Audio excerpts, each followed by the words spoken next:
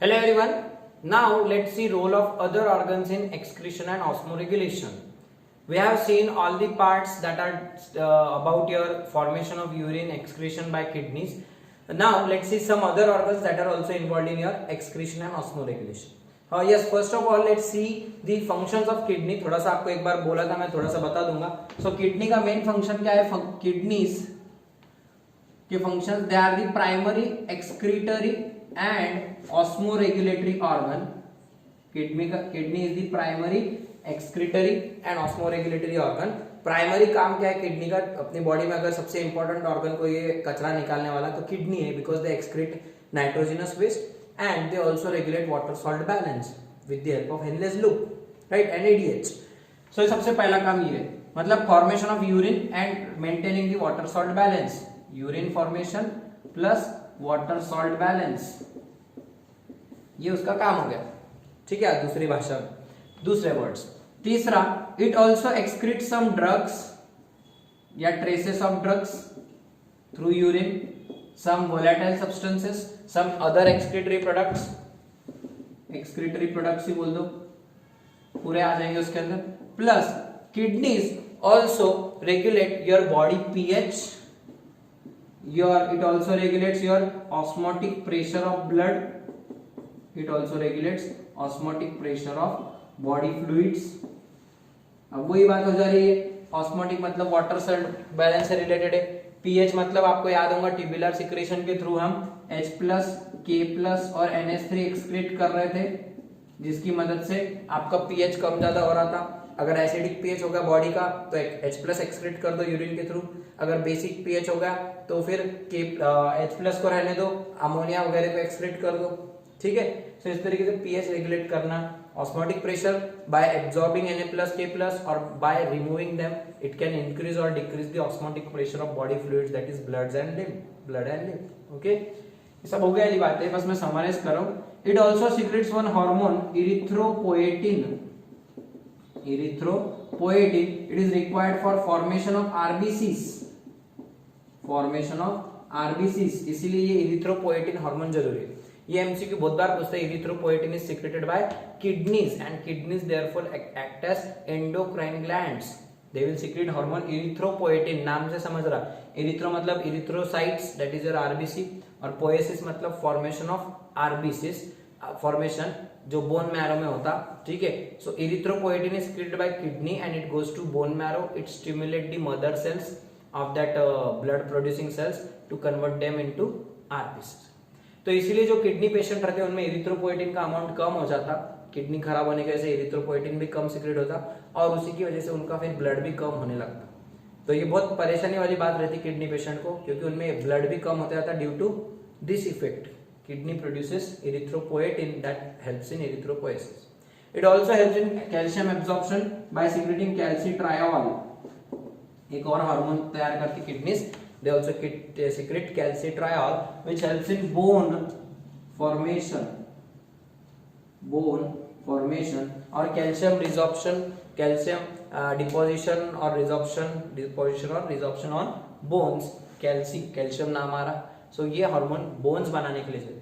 तो kidney patient में blood भी कम हो जाएगा और बोन्स भी कच्चे हो जाएंगे, उनके थोड़े से ब्रिटल हो जाएंगे, मजबूत नहीं रहेंगे, जल्दी फ्रैक्चर हो सकते, because kidneys will secrete two important hormones, blood forming hormone erythropoietin and bone forming hormone calcitriol. Okay, so these are the functions of kidneys. ये एक जगह पे लिख के रख लो. Now let's see some other organs that are also involved in your excretion and osmoregulation. तो इसमें सबसे पहले आते हैं आपका skin. Will act as your excretory organ in two ways. It will have sweat glands and it will also have sebaceous glands. Sweat glands will secrete the sweat, which is a watery secretion, and sebaceous glands will secrete sebum, which is oily secretion or wax like secretion. Okay, sweat glands, sebaceous glands, they are located at the base of your hair follicle. Okay, आपके सामने photo आ रहा है. सो एक hair follicle वगैरह आपको state board में दिया है फोटो, तो वहां पे आपको स्वेट ग्लैंड, सेबेशियस ग्लैंड नाम दिख रहा है. ठीक है, sweat will be produced in that sweat glands. They are exocrine glands. They are having ducts with them. Through the ducts they carry that secretion to the surface of your skin. That duct will carry the sweat and sebum to the surface of skin, and therefore sweating की वजह से क्या होगा, sweating will produce a cooling effect. आपको ठंडक लगती है थोड़ी सी, उसको बोलते हैं cooling effect, which low down your body temperature. But sebum will make your body skin soft and skin hair soft, उनको सॉफ्ट बनाएगा. Plus it will act as a coat around your body. Skin के ऊपर एक coating का काम कर. ऐसा मत समझो हाथ पे रहते हो, चेहरे पे भी जो ऑयल आ रहा है, oil glands are sebaceous glands. Okay, कुछ लोगों के चेहरे बहुत ऑयली रहते हैं, नाक पे तो ऐसा चमकता मस्त है उसका भजिया नाक का, जैसे क्या अभी अभी तल के निकाले आला है, इसका ऑयल उतना दिख के आता, तो वो सेबेशियस ग्लैंड्स का सिक्रेशन रहता है, ऑयली सिक्रेशन. ओके, और जिसको पसीना बहुत आता समझना स्वेट ग्लैंड जरा ज्यादा वर्क कर रहे हैं, बहुत पसीना आता रहता, तो वो एक्चुअली उसका मीनिंग क्या है, कूलिंग इफेक्ट. लेकिन इतना ही काम नहीं है उनका, स्किन को सॉफ्ट रखना, हेयर बॉडी हेयर को सॉफ्ट रखना, ये इतना काम नहीं है. ये जो स्किन में इस स्वेट जो है और जो सेबम है, इनके अंदर कचरा रहता है थोड़ा थोड़ा. जैसे कि स्वेट में वाटर तो है ही, उसमें NaCl एक्सक्रीट होते, खारा लगता अपना स्वेट. ओके, प्लस मैंने खके नहीं देखे वाला है. ओके, वो गलती से कभी गया आऊंगा बचपन में, सबको भी पता है उसका खारापना because of salt. Okay, small amount of urea and small amount of lactic acid is secreted through sweat. What is the composition of sweat? Water, NaCl, small amount of urea and lactic acid are present in sweat. What is present in their sebum? Sebum consists of lipids, your cholesterols, fatty acids, क्योंकि lipids में fatty acids और glycerol ही रहते हैं. Okay, they are present in your sebum. समझ में आया skin क्या काम करेगी? Skin will prevent help in excretion of small amount of water, NaCl, urea, lactic acid, lipids, cholesterol. They are also excess of cholesterol, fatty acids, excess of fatty acids through the sebaceous secretion and your sweaty secretion. Okay. इसी तरीके से saliva second अगर देखिए अपन ने, सो mouth में से secret होगा saliva. So saliva will be having water which is actually involved in digestion. Water के साथ उसमें कुछ एंजाइम्स रहेंगे, salivary amylase etcetera, they are also involved in digestion. But along with that there are some salts, there are potassium iodide. Along with that there will be some other material like your thiocyanate and some nitrogenous wastes. They are also excreted through your saliva.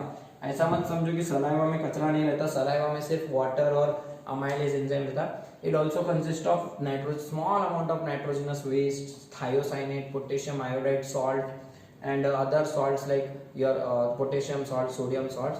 They are also, NaCl भी रहता है एकदम small amount में. They are also present in your saliva. Okay, so इस तरीके से skin भी एक तरीके से थोड़ा सा एक्सक्रीटरी ऑर्गन है. Saliva itself is also an excretory organ and osmoregulatory organ. Okay, secretion organ नहीं secretion. And okay, इसी तरीके से तुम्हारा liver, next one is your liver के पहले लंग्स देख लेते हैं. लीवर तो थोड़ा नीचे हो जाएगा, lungs. So lungs will also act as, third number पे डाल दो lungs. So lungs will excrete 200 ml of CO2 per minute. That is 18 liter of CO2 per day. CO2 gas है, एक्सक्रीटरी वेस्ट प्रोडक्ट ही है, क्योंकि अपने को waste में क्या है, मैंने तुमको पहले दिन बताया था वेस्ट में क्या क्या आएगा. नाइट्रोजनस वेस्ट तो आएंगे, अनडाइजेस्टेड फूड भी आएगा, और जो O2 लेने के बाद CO2 तैयार हो रही है उसको भी बाहर निकालना है. So CO2 is a waste. It is chiefly mainly removed out of body by your lungs. Okay, through breathing. Exhalation में CO2 बाहर निकलेगा. कितना निकलता है? अबाउट 200 ml CO2 पर मिनट. एक मिनट में 200 ml. Air is measured in millilitres और litre. Okay, about 18 to 19 liters of CO2 per day, इतना अपन बाहर एक्सक्रीट करें. Okay, CO2 major function. Along with that lungs क्या करते? पहला काम ये करते. दूसरा काम, they also remove some water vapours. CO2 के साथ में जब आप इस तरीके से सांस छोड़ते तो CO2 के साथ में वाटर वेपर्स भी जाते हैं, which helps in cooling of your respiratory tract as well as removing your body heat through that water vapors. Body heat भी कम कर सो ये तरीके से वाटर सॉल्ट बैलेंस भी मेंटेन कर रहे प्लस CO2 रिमूव कर, बस दो ही काम है लंग्स के। फिर इसके बाद आते तुम्हारा liver. So liver excretes many things, liver will excrete many things. सबसे पहले अगर लीवर की बात करें so bile pigments, bile salts, ये जो इंपॉर्टेंट एक्सक्रीटरी प्रोडक्ट्स है ये लीवर बनाता और उनको एक्सक्रीट करता। दूसरा, liver is the site of synthesis of urea by ornithine cycle. Okay, it also produces uric acid by your inosinic pathway, याद है? इस तरीके से तुम्हारा लीवर सबसे इंपॉर्टेंट कचरा ऐसे निकालेगा। What are bile pigments? They are the breakdown products of your heme or hemoglobin of blood. RBCs में hemoglobin रहता, it breaks down and it produces bile pigments. There are two, bilirubin and biliverdin. Bilirubin and biliverdin. ये yellow green colour के, light yellowish greenish colour के pigments रहते। Digestion में देखने का detail में अपने को बाइल सॉल्ट्स और बाइल पिगमेंट्स के बारे में। ये they are yellowish green colored pigments formed due to breakdown of hemoglobin, okay, and they are excreted out of your body through undigested food, along with undigested food, that is your fecal matter, okay. ये latrine के through बाहर निकल जाते हैं। they impart color to latrine, the color of latrine is due to bile pigments, okay, they are produced by liver। मतलब वो कचरा तैयार करके बाहर फेंक रहा, so excretion में हेल्प कर रहा। Okay, it also helps in excretion of your urea, uric acid, formation of urea, uric acid by these cycles. Okay, along with that, it also helps in digestion of some material like your lipids etc. through bile juice, bile salts भी फिर उसमें तैयार होंगे। So ऐसे बहुत सारे roles करता, कई सारे विटामिन्स वगैरह रहेंगे, कई सारे हार्मोन्स रहेंगे, steroid hormones, okay, like thyroxine etcetera, उनका ब्रेकडाउन करके एक्स्ट्रा के जो हार्मोन्स बन जाते हैं उनको ब्रेकडाउन करके एक्सक्रीट कर देना। फिर उसके साथ में ड्रग डिटॉक्सिफिकेशन, जैसे कि अपन गोला खाते पैरासिटामोल, ओके, एम्पिसिलिन एटसेट्रा, आप जो खाते सो इनका कन्वर्जन कर देता वो, it all converts them into bile, इनका कन्वर्जन बाइल पिगमेंट्स में कर देता और फिर बाइल में कर देता और फिर उसको भी एक्सक्रीट कर देता थ्रू फीकल मैटर। सो लीवर बहुत इंपॉर्टेंट ऑर्गन है, इसेंशियल है, वाइटल ऑर्गन है, क्योंकि वो बहुत सारा तुम्हारी बॉडी से कचरा साफ करने का, detoxification of drugs, removal of extra hormones, excess hormones, steroid hormones, okay, and then removal of nitrogenous waste, formation of ammonia etcetera, deamination की process, and formation of bile salts by breakdown of heme. All these works are done by your liver. इसके अलावा और भी 10-15 function liver के जो digestion से related है, we will see them in digestion part, but excretion से related कचरा निकालने के ये काम करता हूँ। Okay, so like this your liver will also act as your excretory organ. Okay, so thus your skin, lungs, liver and your saliva that can also excrete some waste, that is nitrogenous waste or water salt and some other waste through them. Okay, now let's see some small disorders related to your kidneys, जैसे कि presence of various materials in your urine. Presence of certain substances in urine will also indicate some abnormal conditions. तो कुछ abnormal conditions हम देखते हैं अब kidney के disorders में अपन जा रहे हैं। So presence of certain abnormal substances in urine, मतलब normally क्या रहता है यूरिन में? Urine is composed of urea, water, some salts, some drug traces etc. Okay, लेकिन इनके अलावा कुछ एडिशनल सब्सटेंसेस जो यूरिन में नहीं होने चाहिए, अगर आपको वो यूरिन में मिलते हैं, so that indicates a complication और medical problem along with your in your kidney function. तो कुछ चीजें जैसे कि आपको कुछ डिसीजेस के नाम लिखा, मैं लिस्ट कर लिया, फटाफट उसके सामने कौन सी चीज की क्या बोलने का आपको डेफिनेशन बन जाएंगी। So albuminuria, albuminuria means presence of albumin protein in urine, presence of albumin protein in urine. Albumin is a protein, but it is not present normally in your urine. It is reabsorbed. Actually, it is not filtered through your glomerulus. Glomerular filtrate में आपको मैंने बोला था plasma will come down, but blood plasma proteins will remain upward. They will not flow down in glomerular filtrate. So अगर albumin अगर आपके urine में आ रहा है मतलब आपका फिल्ट्रेशन खराब हो रहा है, आपकी किडनी ठीक से फिल्टर नहीं कर रही है ब्लड को, जो चीजें नहीं जानी चाहिए वो भी ब्लड से जा रही है, कहीं ना कहीं आपके ग्लोमेरुलस की फंक्शनिंग में प्रॉब्लम है या फिर आपको किडनी का कोई डिसऑर्डर हो सकता है। So presence of albumin in urine. इसी तरीके से presence of glucose in urine is glucosuria. Glucose is also normally not present. If it is present, then it is reabsorbed by PCT, DCT by selective reabsorption. But when excess of glucose is there in your blood, that excess glucose is excreted. For example, in diabetes mellitus condition, उनको ज्यादा का blood में high level रहती sugar की, तो वो excrete हो जाता है। तो glucose is present in urine, it is called glucosuria. Ketone bodies if they are present, ketone bodies they are also sometimes found in your urine. So dark colour का urine रहेगा, dark blackish urine रहेगा इनका due to presence of ketone bodies. So that urination, that condition is called ketonuria. Okay, albumin में urine में albumin, glucosuria urine में glucose, ketonuria ketone bodies in urine. इसी तरीके से हिमैट्यूरिया मतलब blood in urine, blood in urine. किसी तरीके का इंफेक्शन होगा किडनी में, इंटरनल इंजुरी से भी हो सकता है ऐसा। सो ऐसे टाइम पे आपको फिर ब्लड या बैक्टीरियल इंफेक्शन की वजह से इंटरनल कोई ब्लीडिंग हुई होगी, so that blood will come down with your urine. Okay, so blood in urine is haematuria. Haemato मतलब blood, haematology study of blood. Okay, इसी तरीके से bilirubinuria means excess of bilirubin pigments, excess of bilirubin pigments they are present in blood and they are excreted in your urine. Okay, excess of bilirubin pigments they are excreted out of your urine, so that condition is called bilirubinuria. Normally bilirubin is excreted through bile salts through your liver, अभी देखे अपन ने, but अगर ये excrete हो रहा है urine के साथ, so bilirubinuria condition. Extra dark yellow colour रहेगा यूरिन का, so bilirubin.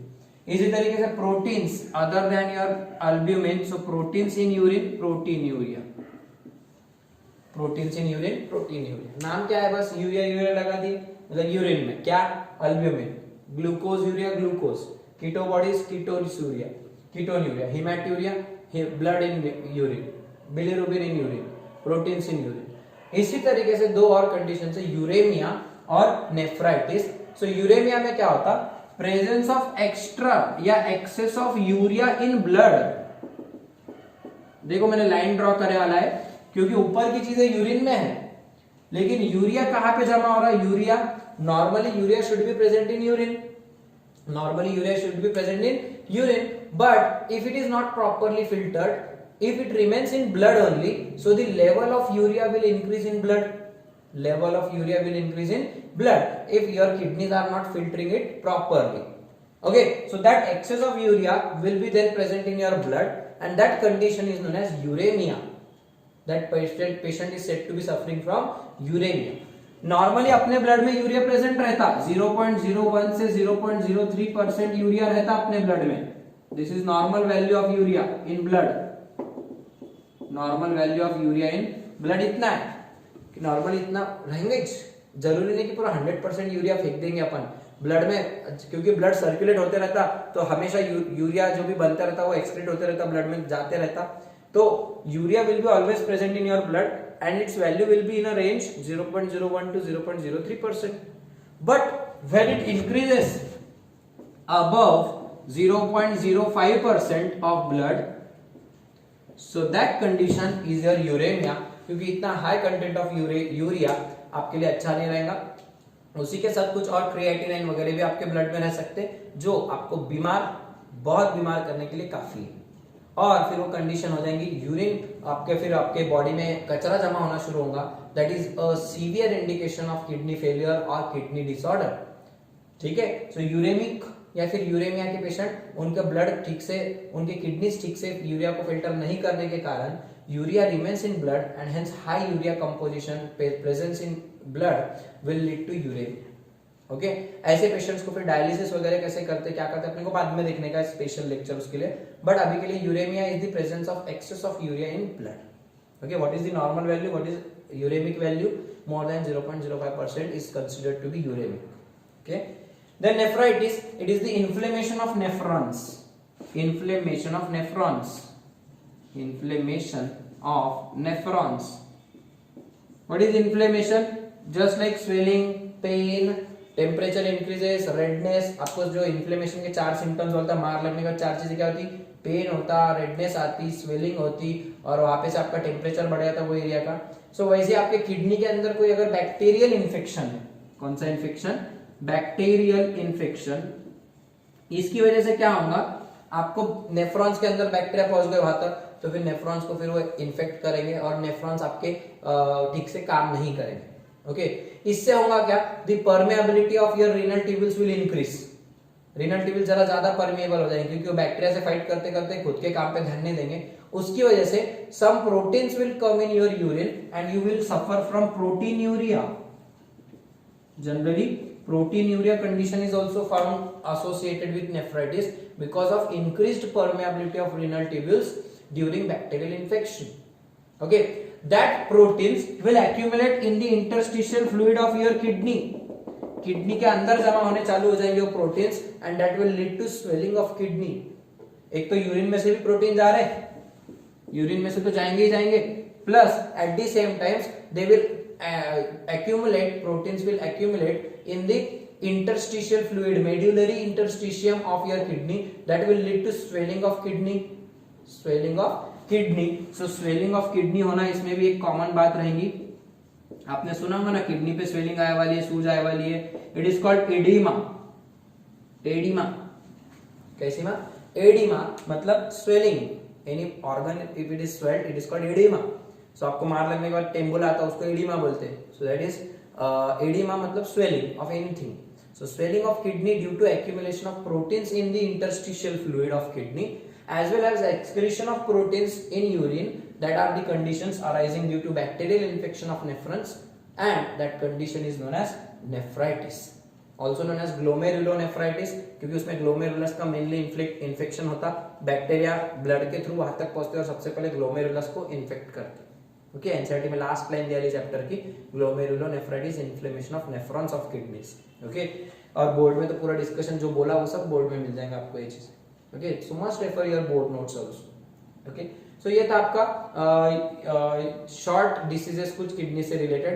इसमें कास्ट भी एक पॉइंट आपको डेफिनेशंस में मिल जाएगा. Cast, these are the solid tiny material particles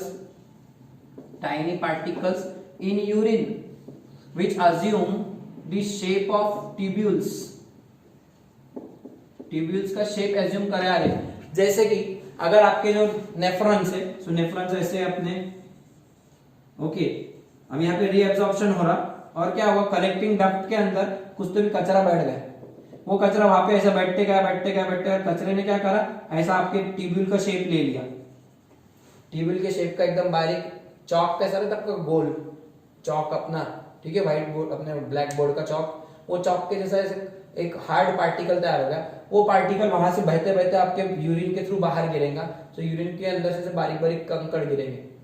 kidney stones are different, अपने को वो भी देखना है, लेकिन ऐसे हार्डन्ड टाइनी पार्टिकल्स किडनी के थ्रू बाहर निकले अगर, सो उनको बोलने के कास्ट्स. कास्ट मतलब छोटे छोटे मूर्तियां, मूर्ति है ना, छोटी सी एकदम टाइनी पार्टिकल जुड़ जुड़ के ट्यूब्यूल का शेप ले रही, वो साँचे में डाल के फिर उसकी मूर्ति बनाते हो, कास्ट. और साँचा मतलब मोल्ड, तो यहाँ पे साँचा कौन है, ट्यूब्यूल, और उसके अंदर मूर्ति बना रहे, मतलब आप उसके अंदर टाइनी पार्टिकल्स एक्यूमुलेट कर रहे. They will come out of urine in the form of small casts. Okay, so cast आपको फिर दिख सकते हैं किस कंडीशन में, due to accumulation of certain hardened particles, hardened material. Okay, so this is about your smaller diseases in your associated kidney. Now let's see a short discussion, your kidney stones or renal calculi. what are kidney stones? बहुत common नाम है, सबने सुने वाला है, कहीं ना कहीं आसपास कोई ना कोई पेशेंट आपको मिलता रहता. जनरली समर में बेचारे बड़े परेशान हो जाते हैं, क्योंकि समर में एक तो पानी भी कम होता बॉडी में, डिहाइड्रेशन की समस्या अलग चलती, और उसमें किडनी में ऐसे खड़े हो जाना, स्टोन्स हो जाना, हीरे हो जाना, वो परेशान हो जाता उसकी जिंदगी से, राइट. कि ये क्या भगवान, मुझे हीरे की फैक्ट्री देना था, ये क्या खड़े की फैक्ट्री दे दिया मुझे. सो किडनी स्टोन्स बहुत कॉमन समस्या है, आपने सबने आपके आसपास ऐसे कई पेशेंट्स देखे होंगे. तो क्या रहता है एग्जैक्टली किडनी स्टोन्स? तो स्टोन्स मतलब stony accumulation of certain hard particles, they are much harder than your casts से ज्यादा हार्ड रहते और क्रिस्टल जैसे रहते वो, so they are generally the crystals or the stone like structures formed by various deposition of various salts. So ऐसे generally calcium crystals हो सकते, कैल्शियम के क्रिस्टल्स हो सकते, कैल्शियम सॉल्ट से होने वाले स्टोन्स कैल्शियम स्टोन्स रहेंगे. They are formed by calcium oxalate, deposition of calcium oxalate and calcium phosphate, calcium oxalate और कैल्शियम फॉस्फेट, इनसे जुड़ के ये स्टोनी स्ट्रक्चर बनते, खड़े बनते. किसी को हुआ होगा उसको तो पता ही होगा, उसने देखे होंगे कैसे रहते. अदरवाइज आपके सामने फोटोज आ रही है, छोटे से लेके बड़े सब प्रकार के खड़े हमारे पास अवेलेबल है. ऐसा बोलते किडनी और हर साइज के खड़े आपको यहाँ पे मिल जाए. ओके, जितना छोटा रहेगा उतना कम पेन रहेगा, बट पेन रहेगा. पेन कहाँ पे होगा? रिब्स के नीचे के रीजन में, लोअर रीजन ऑफ रिब्स, जहाँ पे किडनी की लोकेशन है. And generally on back side because kidneys are located on back and inner most part of your abdomen. Intense pain होगा, नींद तो आएंगी नहीं, परेशान बिगड़ेगा आदमी, बस उल्टा पलटा मारेंगे वहां पे, परेशान चिल्लाएंगे जोर से, पानी पी के परेशान, बार बार प्यास लगेंगी, बार बार लगेगा, यूरिन करके आता अब निकल जाएगा स्टोन, बहुत परेशान हो जाता बंदा. क्यों? क्योंकि ये स्टोन है. अब इमेजिन करो किडनी एक सॉफ्ट ऑर्गन है, उसके अंदर पूरे तुम्हारे नेफ्रॉन्स है और उसमें ऐसा पत्थर चलेगा, एक हदा पत्थर तैयार हो गया, वो कितना खतरनाक हो सकता. ओके, सो इसीलिए किडनी स्टोन्स बनना, that is condition of crystallisation, accumulation of crystals of various salts. Generally they are made up of calcium oxalate and calcium phosphate. They are called calcium normal kidney stones or renal calculi of calcium salts. Okay, दूसरा है इसी तरीके से stones बन सकते हैं और किस चीज से? Struvite stones. स्ट्रूवाइट के stones. What are struvites? So struvite क्या रहता? अगर आपको बैक्टीरियल इन्फेक्शन हो गया, वो भी बैक्टीरिया कौन से? Urea splitting bacteria, urea split करने वाले बैक्टीरिया जो यूरिया को भी तोड़ सकते, ऐसे बैक्टीरिया अगर आपके किडनी तक पहुंच गए, so they will break down your urea and urea is broken down into struvite. Urea is broken down into struvite and that struvite will accumulate and it will join to form a struvite stone. So struvite stone is caused due to accumulation of struvite formed by breakdown of urea by urea splitting bacteria. So breakdown of urea by urea splitting bacteria will result in formation of struvite and that will form struvite stones. Okay, इसी तरीके से तीसरे रहते हैं आपके uric acid stones, uric acid stones, और चौथा रहेगा आपका सिस्टाइन स्टोन्स. यूरिक एसिड के खड़े और सिस्टाइन के खड़े. यूरिक एसिड स्टोन्स क्या है? जो बंदा कम पानी पिएगा, लो वाटर बट हाई प्रोटीन, खाने को तो खूब प्रोटीन्स खा रहा, प्रोटीन्स में नाइट्रोजन ज्यादा रहता, अमीनो एसिड्स, राइट, तो ज्यादा नाइट्रोजनस फूड खा रहे लेकिन पानी कम पी रहा, वो बंदे को क्या होगा? अमाउंट ऑफ वाटर कम रहने से यूरिया फॉर्मेशन ठीक से नहीं होगा और जितना कम यूरिया बनेगा फटाफट यूरिया का कन्वर्जन होगा यूरिक एसिड में और यूरिक एसिड किडनीज में जमा होना चालू होगा और उसके स्टोन्स बन जाएंगे, that are called uric acid stones. A person having a very low water intake but high protein rich diet that will suffer from formation of this kind of stones. Okay, वैसा देखेंगे तो struvite stones बहुत बनते हैं, जल्दी बनते हैं, quickly बनते हैं, जल्दी रिमूव नहीं होते, क्योंकि देखो यूरिया तो वहां पे प्रेजेंट ही रहता और वो बैक्टीरिया वहां पे पहुंच गए तो वो बार बार वो स्टोन्स बनाएंगे. सो वेरी क्विक फॉर्मेशन होता है स्ट्रूवाइट स्टोन्स का. ये स्टोन्स अगर पानी पीते गए तो नॉर्मली ये ज्यादातर बनते नहीं क्योंकि पानी के साथ साथ ये नॉर्मली रिमूव हो जाते. ओके, यूरिया बन जाएगा उनका और फिर रिमूव हो जाएंगे. बट अगर पानी कम पी रहे तुम और प्रोटीन ज्यादा खा रहे तो तुमको ये वांदे हो सकते. बिल्डर लोगों को बहुत प्रॉब्लम होती है, पानी नहीं पीते, वो डब्बे के डब्बे वो बिल्डर पोषण खाते रहते, बिल्डर के तुम्हारे पोषण नहीं रहता, वो पाउडर रहता कुछ तो, राइट, खाने से ये वाले स्टोन्स उनको हो जाते हैं. ओके, और इसी तरीके से सिस्टाइन के स्टोन्स है. So cystine is form due to cysteine, it is amino acid, it is sulphur containing amino acid, sulphur containing amino acid. So cysteine amino acid दो बार जुड़ गए तो उसका डाइमर तैयार हो जाएगा सिस्टीन, सिस्टीन से बन जाएगा cysteine. So this cystine will form a stone in your kidney that is known as cystine stones. So when excess of amino acids are present in your body, so when they are excreted along with urine, that will form your cystine stones.